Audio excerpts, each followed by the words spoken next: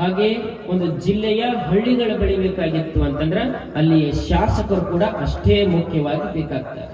ಅಂದ್ರೆ ಹಳ್ಳಿ ಅಭಿವೃದ್ಧಿ ಆಗೋದು ಶಾಸಕರಿಂದ. ಅಂತಹ ಶಾಸಕರು ಎಲ್ಲಾ ಕಡೆ ಬಹಳ ಮಂದಿ ಶಾಸಕರು ನೋಡ್ತೀವಿ. ಆದ್ರೆ ಧರ್ಮದ ಕಾರ್ಯಗಳಿಗೆ ಕೆಲವರು ಮಂದಿ ಶಾಸಕರು ಇರ್ತಾರ, ಹೆಸರು ಹೇಳಾಗ್ತಕ್ಕಂಥದ್ದಲ್ಲ.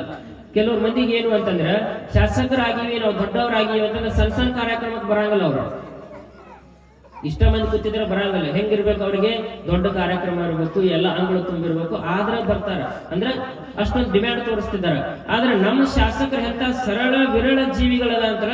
ಹೆಸರಿಗೆ ತಕ್ಕಂತೆ ಹೆಸರೇನ್ರಿ, ಬಸವರಾಜ ಅಂತ ಹೆಸರಿಟ್ಕೊಂಡಾರ. ಹೆಂಗ ಕಲ್ಯಾಣದೊಳಗ ಬಸವಣ್ಣ ಸಾಮಾನ್ಯನಾಗಿದ್ರು ಹಂಗ ನಮ್ಮ ನಿಮ್ಮೆಲ್ಲರೂ ಸಾಮಾನ್ಯನಾಗಿರ್ತಕ್ಕಂಥ ಶಾಸಕರು ಅಂತಂದ್ರೆ ಅವ್ರು ಬಸವರಾಜ ಸರ್.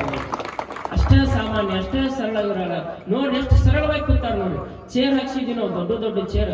ಕೆಲವ್ರು ಅಂತಾರೆ ಸಣ್ಣ ಚೇರ್ ಹಾಕ್ಸಿದ್ರೆ ದೂರಿಂದ ಹೇಳ್ತಿರ್ತಾರೆ, ಈ ಸ್ಟೇಜ್ ಮೇಲೆ ಸಣ್ಣ ಚೇರ್ ತೆಗೆಸಿ ದೊಡ್ಡ ಹಾಕಿಸ್ ಹೋಗಂತ ಕಳಿಸ್ತಿರ್ತಾರೆ ಮೊದಲು.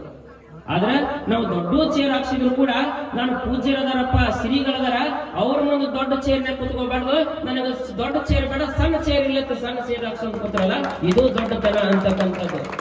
ಅದಕ್ಕೆ ಅವರು ಬಸವರಾಜ ಅಂತಂದ್ರೆ ಹೆಸರಿನೊಳಗ ರಾಜ ಅಂತಲ್ಲ, ಮನಸ್ಸಿನಿಂದಲೂ ಕೂಡ ಅಷ್ಟೇ ರಾಜ ಗುಣಗಳನ್ನ ಉಳ್ತಕ್ಕಂಥವ್ರು, ಬಸವಣ್ಣನ ಗುಣ ಉಳ್ತಕ್ಕಂಥವ್ರು ಅಂತಂದ್ರೆ ಅಂತಹ ಶಾಸಕರು ಈ ಮಠಕ್ಕ, ಈ ಗ್ರಾಮಕ್ಕ ಹಲವಾರು ಸಹಾಯಗಳನ್ನ ಮಾಡ್ಯಾರ.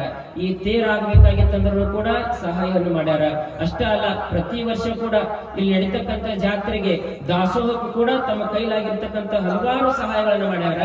ಅಂತ ಶಾಸಕರು ಇನ್ನು ಮುಂದೆ ಕೂಡ ಈ ಮಠಕ್ಕ, ಯಾಕಂದ್ರೆ ಒಂದು ಮಠ ಬೆಳಿಬೇಕಾಗಿತ್ತು ಗ್ರಾಮಕ್ಕಂದ್ರೆ ಮಠಾನ ಉದ್ಧಾರ. ಅದಕ್ಕೆ ನಿಮಗೆ ಹೇಳಿದೆ ನಾನು, ದನಗಳಿಗೆ ಬೇಕಪ್ಪ ಮುಳ್ಳಿನ ವೇಲಿ, ಜನಗಳಿಗೆ ಬೇಕಪ್ಪ ಸಂಸ್ಕಾರದ ಶಾಲಿ. ದನಗಳನ್ನ ನೋಡಿ, ಮುಳ್ಳುಗಳನ್ನ ನೋಡಿ ದನಗಳ ಮರಳಿ ಹೋಗ್ತಾವ. ಭಕ್ತರಿಗೆ ಏನ್ ಬೇಕು ಅಂತಂದ್ರ ಊರೊಳಗೊಂದು ಮಠ ಇತ್ತು ಅಂತಂದ್ರ ಭಕ್ತರ ಮನಸ್ಸಿನೊಳಗೊಂದು ಸಂಸ್ಕಾರ ಅಂತಕ್ಕಂಥದ್ದು ಬರ್ತತಿ. ಅಂತ ಮಠಕ್ಕ ಇಲ್ಲಿವರೆಗೂ ಕೂಡ ಸಾಕಷ್ಟು ಸಹಾಯವನ್ನ ಮಾಡಿರ್ತಕ್ಕಂಥವ್ರು. ಇನ್ನು ಮುಂದೆ ಕೂಡ ಏನ್ ಮಾಡ್ಬೇಕು, ಈ ಮಠಕ್ಕ ಅವರ ಸಹಾಯ ಇನ್ನಷ್ಟು ಬೇಕು ಅಂತಕ್ಕಂಥದನ್ನ ಕೇಳಿ ಅವರೊಂದು 4 ಮಾತುಗಳನ್ನ ನಮ್ಮೆಲ್ಲರನ್ನು